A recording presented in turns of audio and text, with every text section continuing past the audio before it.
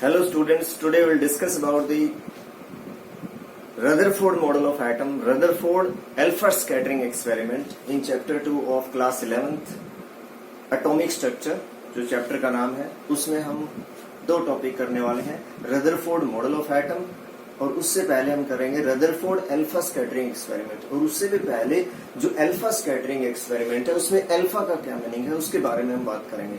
तो हम सबसे पहले इसमें बात करते हैं रेडियो एक्टिविटी की। देखिए टर्म हमारे पास है रेडियो एक्टिविटी। तो हेनरी बैकरल नाम का एक साइंटिस्ट था, हेनरी बैकरल ने 1897 में सडनली इसको इन्वेंट किया था रेडियो एक्टिविटी का, जिसको हम सेरेंडिपिटी बोलते हैं। एक वर्ड यूज होते हैं सेरेंडिपिटी का मीनिंग होता है जो सडन इन्वेंशन होते हैं, कोई भी जो एकदम से कोई इन्वेंशन हो जाए जिसको आप एक्सपेक्ट नहीं कर रहे हो वो इन्वेंशन हो जाए, तो उसको हम सेरेंडिपिटी बोलते हैं। तो हेनरी बैकरल ने 1897 में सेरेंडिपिटी के फॉर्म में ये रेडियो एक्टिविटी को इन्वेंट किया था। तो रेडियो एक्टिविटी क्या होती है, किसी भी सोर्स से अगर रेडिएशंस प्रोड्यूस होते हैं, अल्फा बीटा गामा रेडिएशंस किसी भी सोर्स से जनरेट होते हैं, स्पॉन्टेनियसली अपने आप जनरेट होते हैं, तो उस प्रोसेस को हम रेडियो एक्टिविटी बोलते हैं। The process by which radiations alpha beta gamma radiations are emitted from any source without any external force, तो उसको नाम क्या है, रेडियो एक्टिविटी। तो उसको हम रेडियो एक्टिविटी बोलते हैं। और जो रेडिएशंस प्रोड्यूस होते हैं उनको हम रेडियो एक्टिव रेडिएशंस बोलते हैं। तो ये मैंने यहाँ पे लिखा हुआ है, spontaneous emission of radiations from any element without any external force is called as radioactivity and the radiations are called as radioactive radiations। ये थ्री टाइप्स के होते हैं, अल्फा बीटा और गामा रेडिएशंस। जो अल्फा रेज है, beta raise है और gamma rays है। अल्फा रेज एक्चुअल में क्या होते हैं, हीलियम पार्टिकल्स होते हैं। अल्फा रेज क्या है, हीलियम पार्टिकल्स है। बीटा रेज क्या है, वो इलेक्ट्रॉन है। गामा रेज क्या है, वो प्योर एनर्जी रेडिएशंस है। तो ये हीलियम पार्टिकल है, ये इलेक्ट्रॉन है और ये क्या है, प्योर एनर्जी रेडिएशंस है। क्योंकि इनका मास ऑलमोस्ट नेग्लिजिबल होता है गामा रेज का, इलेक्ट्रॉन का बहुत कम होता है, आपको पता है। तो इलेक्ट्रॉन से भी बहुत कम है इसका, तो नेग्लिजिबल मास ये कह दीजिए। इस पे 2 यूनिट पॉजिटिव चार्ज होता है, इस पे 1 यूनिट नेगेटिव चार्ज होता है बीटा रेज पे, क्योंकि इलेक्ट्रॉन है तो 1 यूनिट नेगेटिव चार्ज होगा। इस पे 2 यूनिट पॉजिटिव चार्ज है और इन पे कोई चार्ज नहीं है गामा रेज पे। ये सबसे हैवी होते हैं अल्फा रेज। फिर उसके बाद गामा रेज सबसे लाइट होती है और ये इन बिटवीन, ये B/W लिख रखा है, इसका मतलब है in between means alpha rays से तो लाइट है ये, लेकिन गामा रेज से हैवी है, तो दोनों के बीच में। हीलियम पार्टिकल्स हैं, मैंने पहले बता दिया, ये इलेक्ट्रॉन्स हैं और ये एनर्जी रेडिएशंस हैं। ये सबसे स्लो होती हैं, जो स्पीड है इनकी, जो स्पीड है मूवमेंट जो है वो सबसे स्लो होता है किसका, अल्फा रेज का। सबसे फास्ट होता है गामा रेज का और इसका इन बिटवीन, दोनों के बीच में। तो सबसे स्लो है अल्फा रेज क्योंकि सबसे हैवी है ये, और सबसे फास्ट है गामा रेज क्योंकि सबसे लाइट है वो, और इसकी स्पीड है इन बिटवीन। पेनिट्रेशन पावर, एक वर्ड यूज करते हैं पेनिट्रेशन पावर। पेनिट्रेशन पावर का मतलब है, मान लीजिए किसी सरफेस पे हिट किया अल्फा बीटा गामा रेज ने, तो कितना अंदर तक वो एंटर कर गया, तो उसको हम पेनिट्रेशन पावर बोलते हैं। तो सबसे ज्यादा पेनिट्रेशन पावर गामा रेज में होती है और सबसे कम पेनिट्रेशन पावर होती है अल्फा रेज में। और जो बीटा रेज है उनकी इन बिटवीन, दोनों के बीच की पेनिट्रेशन पावर होती है। फिर सबसे कम एनर्जी की होती है अल्फा रेज, और जो गामा रेज हैं जिनकी पेनिट्रेशन पावर भी सबसे ज्यादा है, स्पीड भी सबसे ज्यादा है, उनकी एनर्जी भी सबसे ज्यादा होती है, मोस्ट एनर्जेटिक है ये, सबसे ज्यादा एनर्जी होती है, और इसीलिए हम बोलते हैं कि प्योर एनर्जी रेडिएशंस है गामा रेज।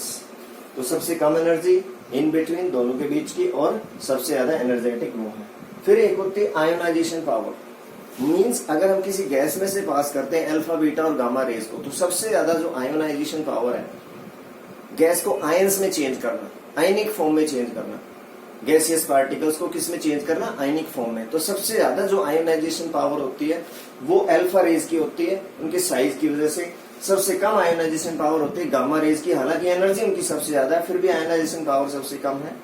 और जो बीटा रेज है उनकी दोनों के बीच की होती है। अब ये जो हमारा टॉपिक है रेडियो एक्टिविटी, वैसे आपके सिलेबस में नहीं है, लेकिन जब हम अल्फा स्कैटरिंग एक्सपेरिमेंट अब हम करेंगे, तो अल्फा स्कैटरिंग एक्सपेरिमेंट में जो अल्फा रेज है वो ये वाली है, जिनको हम हीलियम पार्टिकल्स की फॉर्म में स्टडी करते हैं।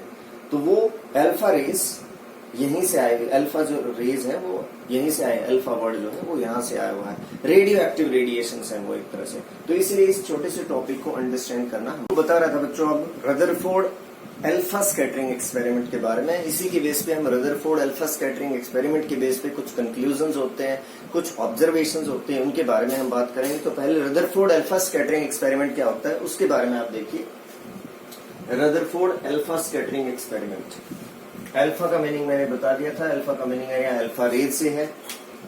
इसमें हम क्या करते हैं देखिए, ये हमारे पास एक हमने लेड का ब्लॉक ले लिया। लेड का ब्लॉक इसलिए लिया जाता है क्योंकि लेड जो रेडियो एक्टिव रेडिएशंस हैं उनको एब्जॉर्ब कर लेता है। तो इसमें एक साइड में हमने ओपनिंग छोड़ दी है, यहाँ पे हमने यहाँ पे लिया है, लिखा हुआ है रेडियम। कोई भी रेडियो एक्टिव जो एलिमेंट है which can emit the alpha rays, उसको हमने यहाँ पे लिया। तो बहुत सारी अल्फा रेज यहाँ से निकल रही है, लेकिन हम नहीं चाहते कि सारी अल्फा रेज उधर जाएं, क्योंकि उससे जो हमारी ऑब्जर्वेशन है वो डिस्टर्ब हो जाएगी, जो हम देखना चाह रहे हैं वो हमें नहीं मिलेगा। तो इसमें हमने क्या किया, या रदरफोर्ड ने क्या किया, एक स्लिट ली यहाँ पे, वो भी नॉर्मली लेड की बनी होती है, ताकि सारी अल्फा रेज उस साइड में ना जाए, only selected alpha raise can pass through this. तो कुछ सिलेक्टेड अल्फा रेज इसमें से पास होगी। यहाँ पे देखिए उसने लिया गोल्ड फॉइल। जो गोल्ड एटम होता है आपको पता है वो हाईली मेलिएबल होता है, हाईली डक्टाइल होता है। तो गोल्ड की फॉइल को लिया, जो बहुत गोल्ड की बहुत पतली सी सीट हम उससे बना सकते हैं, because that is highly malleable and ductile. तो इसलिए गोल्ड की फॉइल को लिया। और लाइट एलिमेंट्स हम क्यों नहीं ले सकते उसका रीजन भी मैं आपको बताऊंगा इसमें। तो गोल्ड फॉइल लिए, फिर उसने क्या ऑब्जर्व किया, ये एक्सपेरिमेंटल अरेंजमेंट हो गया। यहाँ पे zinc sulphide screen, movable zinc sulphide screen, ताकि मूव कर पाए, ऑब्जर्वेशन को लेके अच्छी तरह से देख पाए उसको। तो हमने क्या क्या लिया, लेड का ब्लॉक लिया, यहाँ पे रेडियो एक्टिव एलिमेंट लिया, स्लिट ले ली लेड की ताकि सारे रेडिएशन उधर ना जाए। फिर ये मूवेबल जिंक सल्फाइड स्क्रीन होगी, फिर ये गोल्ड की फाइल होगी, गोल्ड की बहुत पतली और थिन शीट जिसको हम गोल्ड फाइल बोलते हैं।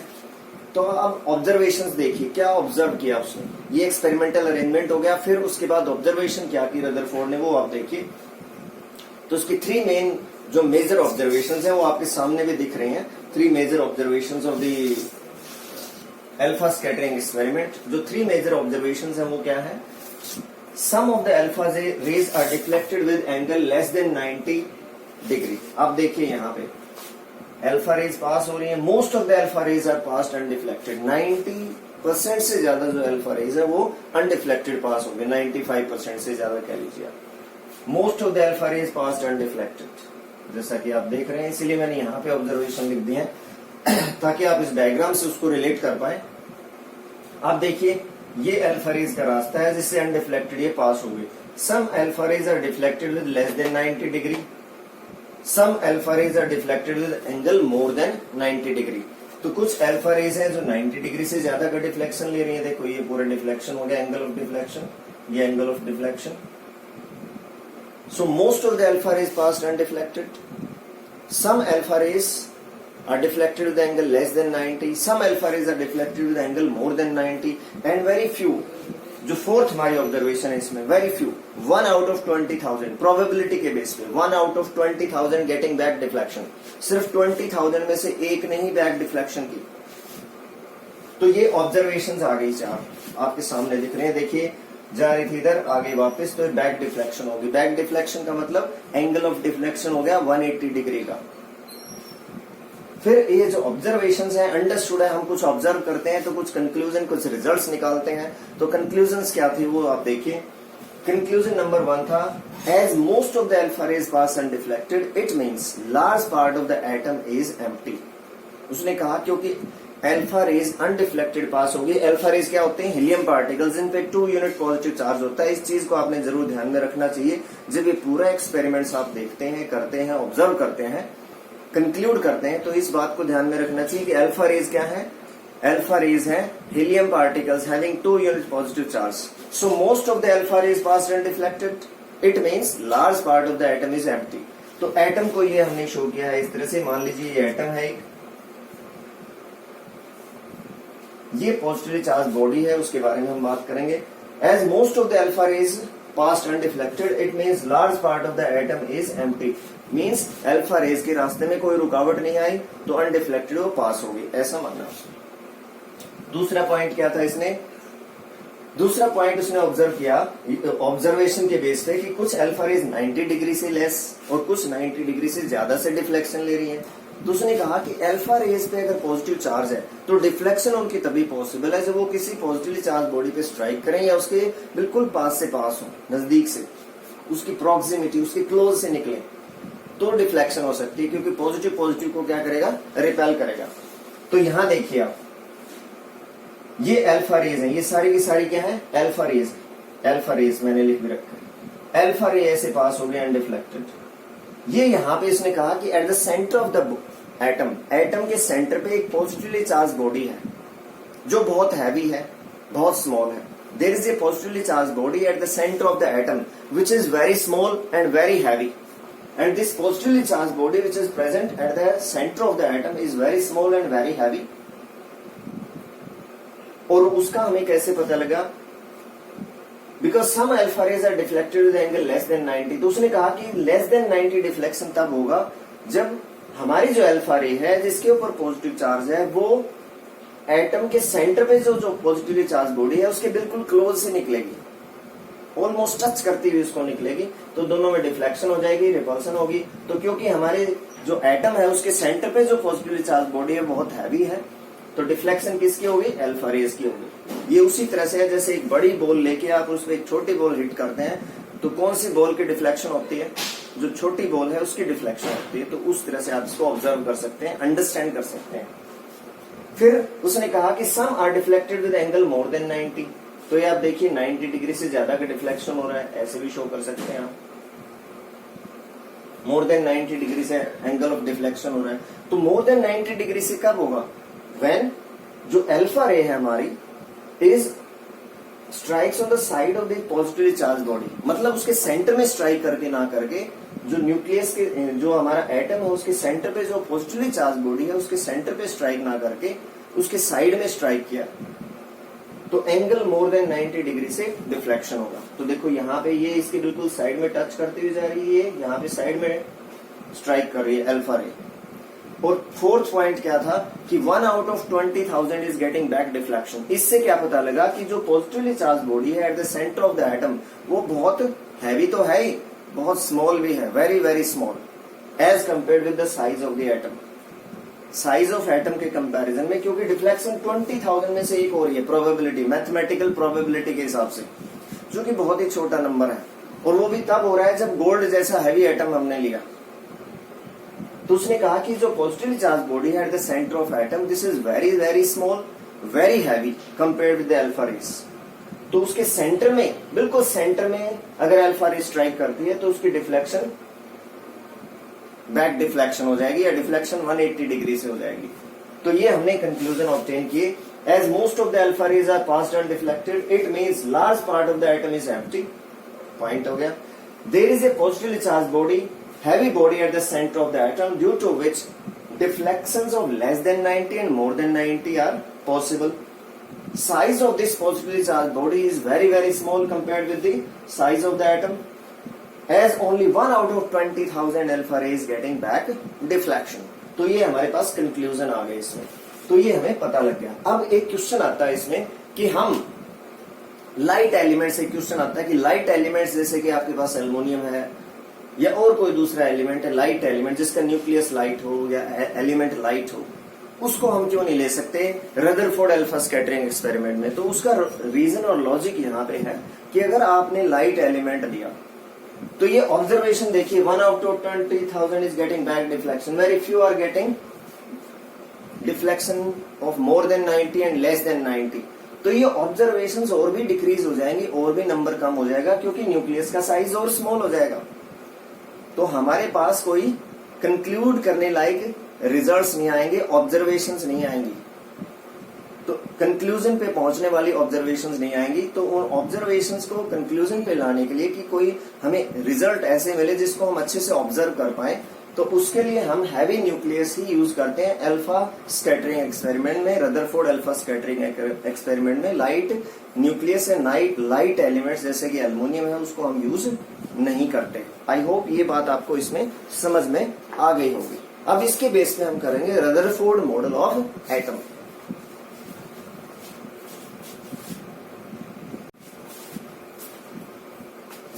देखिए बच्चों, अब हम कर रहे हैं रदरफोर्ड मॉडल ऑफ एटम। तो हमने रदरफोर्ड अल्फा स्कैटरिंग एक्सपेरिमेंट किया, उसके कंक्लूजन, उसकी ऑब्जर्वेशंस हमने की। तो उनके बेस पे अगर आप वो ध्यान से समझ लें तो उसी के बेस पे रदरफोर्ड मॉडल ऑफ एटम है। तो रदरफोर्ड मॉडल ऑफ एटम हमें क्या बताता है कि एटम के दो पार्ट्स हैं। Atom has two parts, one eight the centre and one is other is outer nuclear part. एक तो सेंटर होता है और एक आउटर न्यूक्लियर पार्ट है। तो centre of atom positively charge body है, very small, very heavy, a positively charged body at the center of atom called nucleus। तो बहुत छोटी बॉडी है, बहुत स्मॉल है, बहुत हैवी है।